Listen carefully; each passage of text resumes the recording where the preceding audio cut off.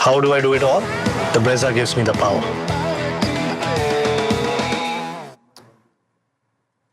Not very happy, said Rishabh Pant at the toss. You'd imagine he's a rather happy man at halftime, despite not having had to bat, because his Lucknow Super Giants have smashed 238 for 3 after being asked to bat by the Kolkata Knight Riders at Eden Gardens. Some innings to kick us off on this doubleheader Tuesday. Let's unpack how things unfolded on Maruti Suzuki Arena. Presents ESPN Cricket for Timeout in the continued company of Wasim, Jaffer, Piyush Chawla, Matt Roller. Wasim, Jaffer, congratulations to you. Your call of 215 was closest to what we've finally seen.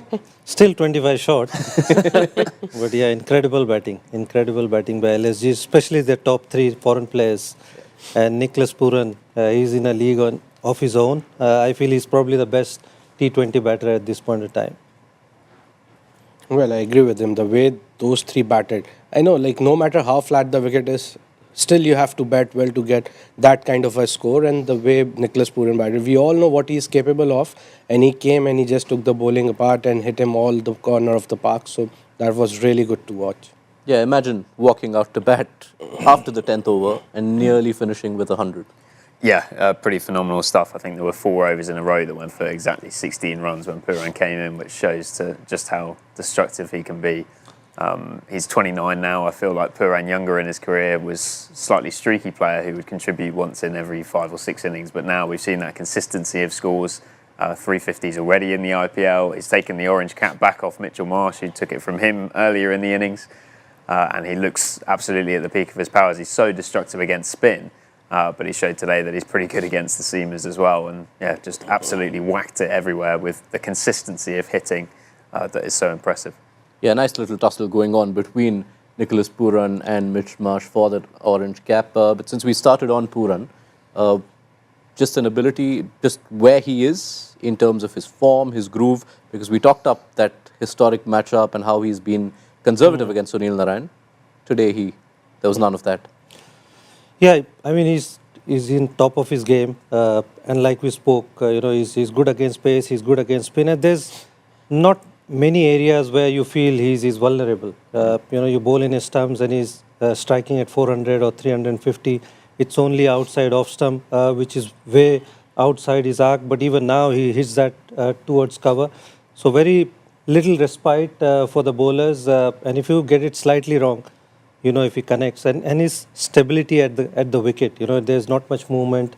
Very rarely you see him do fancy stuff. He just backs his, game hitting down the ground, which is good to watch. Yeah, and you look at the returns against pace. He smashed 31 of 9 against Andre Russell, 20 of 9 against Harshit Rana. Russell in that 1 over that went for plenty. Do you think just bowling too short on a ground which does have one short side? But we have seen many times Russell never bowls up. He likes to bowl that. His natural length is bowling that short ball, and that really suited Nicholas Pooran. And the kind of form he is in, if you bowl up, he's hitting you straight down the ground. If you're bowling short, he's playing you square off the wicket, both sides. It's not even that he's just playing on one side. So his kind of form he's showing at the moment, it has become really difficult for the bowlers, especially on a surface like this, where there's not much of a help for the bowlers. The usage of that shorter boundary from Pooran also a standout factor? Yeah, I mean, he was obviously sitting down to everything, knowing the ground so well. But again, even hitting down the ground also has been, pretty terrific to watch. Anything pitched up went down the ground, anything a little bit short. He's strong. I mean, there's not many places where you can bowl and, think that he's going to struggle. Yeah. Let's now turn our attention to Mitchell Marsh, who's 81 of 48, now becomes the second hand of this innings, but some start he's having, isn't he, Matt? Yeah, he's been exceptional. We've spoken about him a few times already this season, but that's because of the fact he keeps scoring runs.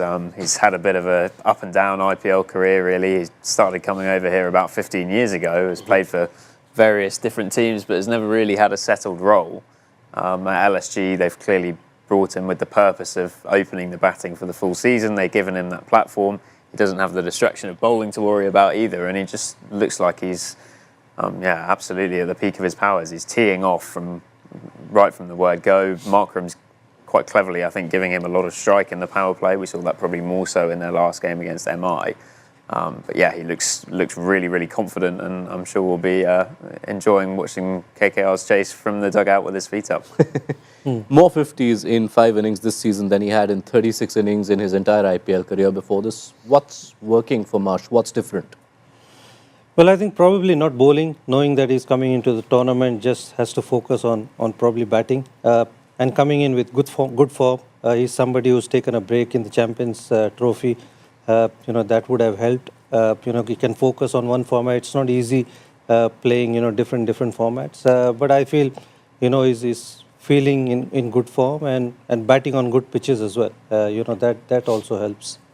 We were having the opposite discussion of this on the couch last night, weren't we, about when you're playing only as an impact batter, the pros and cons of that. How do you assess how it's working out for Mitch Marsh? How much of a factor is that?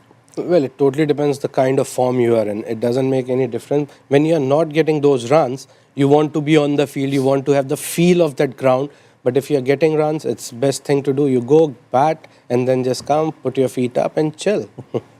Yeah. Worth also pointing Aidan Markram's returns. He and Mitch Marsh did share that notable stand, batting through the first 10 overs. And there was a temptation. There was so much conversation on the outside after those first couple of games when Markram wasn't getting the runs and you considered Lucknow's balance. That is he the player who should be dispensed with? In hindsight, feels like the right call to stick with him? I mean, you don't want to change too early. Markram's still a very fine player, and he can give you that option of off spin as well. Sometimes he bowls in the power play. He's got leadership skill as well. Somebody Rishabh Pant can turn to.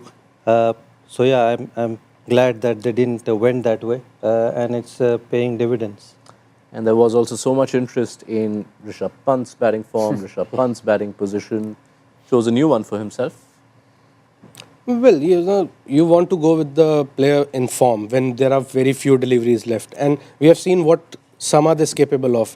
He has played those some 2-3 crucial knocks where he comes in right from the first ball. I remember that game where he stepped out very first ball to Pat Cummins and hit him over covers. So that's the confidence you possess when you're getting those runs. So that was a really good call. And when the wicket falls, obviously, and you have like 10-12 overs to go, you will definitely see Rishabh Pant walking in at number 4. But at this situation, that was the right call. Let's also speak about Kolkata and how they went about their bowling. Andre Russell has been one of the best strike bowlers in the league since 2024. And yet it feels like KKR have decided they will only use him in the back half of the innings. Knowing Russell's ability to strike and cause some trouble, when you had the openers have such a good start, was there a case for him to bowl earlier?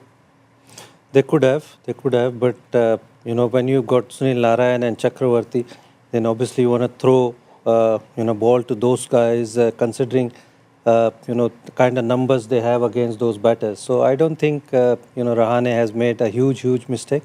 Yeah, but there's always a chance because he's a wicket taker, genuine wicket taker. He might go for runs, but he could give you that breakthrough as well. Just in terms of KKR's plans, I thought it's obviously a really tough challenge when you're bowling at a smallish ground, but particularly when there's a big skew in terms of the distances between the two sides. I think one square boundary was 57 metres, the other was up at 70. I'm interested to hear from you guys who have sort of been there and experienced it. Is there a danger for a bowling team that you get a little bit too obsessed by those boundary dimensions, or do you have to bear them in mind and sort of make sure that you are defending that short side and making sure that you're trying to get batters hitting to the longer side because you know that they're going to miss hit 1 for 6 if they go the short side? Yeah, I mean, the plan generally is like that. You don't want to bowl, towards that shorter boundary. You want them to hit to the longer boundary. But as soon as, there's a left-hand, right-hand combination, somebody hitting it so sweet, from both the ends, then it becomes so difficult. Bowlers, they rush to bowl their next ball. Sometimes the plans go out of the window. So, probably that case, and you got to admire the two batters as well here. Talked up the spin factor so much before this match. Can't help but notice it's not too often Sunil Narayan doesn't bowl out his quota. Well, today the situation was such. He was bowling well. He started off well, but again, Mitchell Marsh, Pooran, both were in sublime form, and the way they batted against him. So sometimes you have to take that pause as a captain as well. Okay, he's my main bowler, But if it's not coming off from him, so I'll have to just make sure I'll hold him and get somebody else. But at the same time, Varun Chakravarti, in the middle of 238, 4 overs for 31. He bowled actually really well, and you saw he went round the wicket using that angle, making sure the batter hit on the longer side.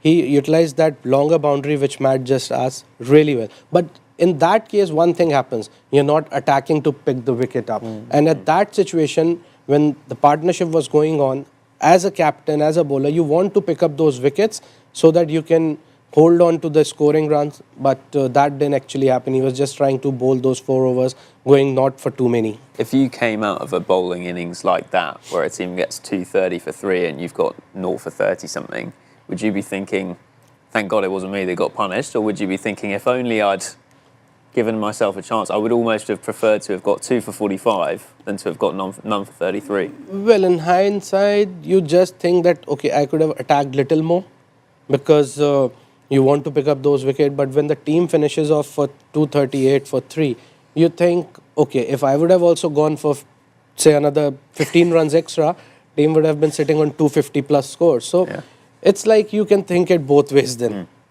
All right, let's start tucking into the chase and what we can expect. ESPN Cricinfo's forecaster is giving KKR just under a 23% chance. There's only one game in the entire history of T20s at Eden Gardens where a total higher than this 238 was made, and that was done twice. Last season, because KKR made 260, Punjab chased it down.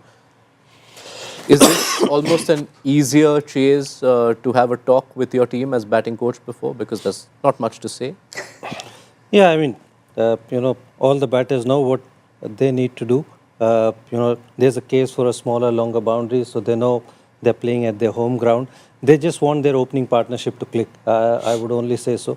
If those guys click, Sunil Narayan, we know what he can do, and Quinton de Kock. If they strike, there's plenty of batting who can, fancy this chase. So, I think it's a game on from me.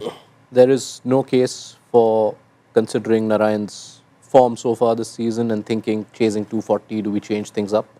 Well, he's going to bat the same way. And you want a quick start because when you're chasing 240, you're really looking to, maximize your power play. And no one is better than Sunil Narayan. Either he'll get those quick runs or he'll get out. So much of the discussion around KKR tends to be around the entry points of their finishers who have those supreme strike rates. Andre Russell and Ramandeep Singh would be batters you can't hold back too much when you need 12 per over. Yeah, it'll be a really interesting one today to see how they use the 3 and 4 in particular. I think there is a risk with Rahane and Raghuvanshi that they could be a little bit one pace through that phase, and particularly when you need 12 and over from the outset. Clearly, it's going to rely a lot if they're going to chase this down on them getting off to a bit of a flyer.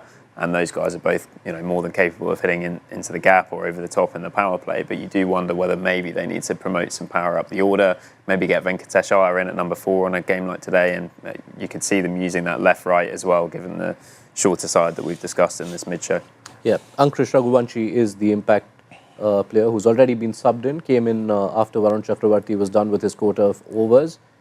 Wasim, considering the size of the chase at hand, if you are through with the power play, you will look to reconsider those positions. Rahane, Raghuvanshi perhaps not ideally suited for 13s and 14s.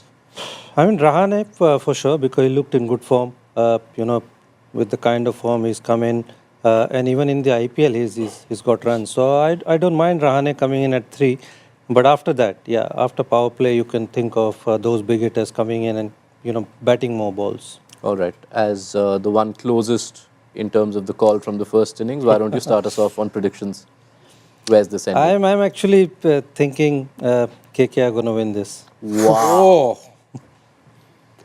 Wow. Piyush Chawla. Well, if it was around 210, I would have gone with the KKR. But 230 is like 38 is little too extra, like 25, 30 runs extra, I would say. I actually think Wasim's. I think he might be spot on. I think if there's any team that's going to chase this, or against the team they're going to chase it, I feel like LSG probably have the weakest attack in the league. So I'm tempted to go with them, but I'll for the sake of balance, I'll go the other extreme and say that KKR will crash and burn and get 150 all out chasing.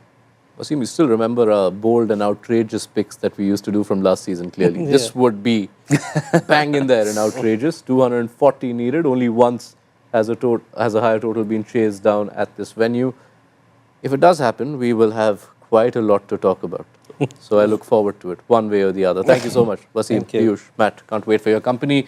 We will be back at the end of the chase. We will also be building up to the evening game this Tuesday doubleheader, which is Punjab Kings versus Chennai Super Kings. So be sure to join us then on Maruti Suzuki Arena presents ESPN Cricket for Timeout.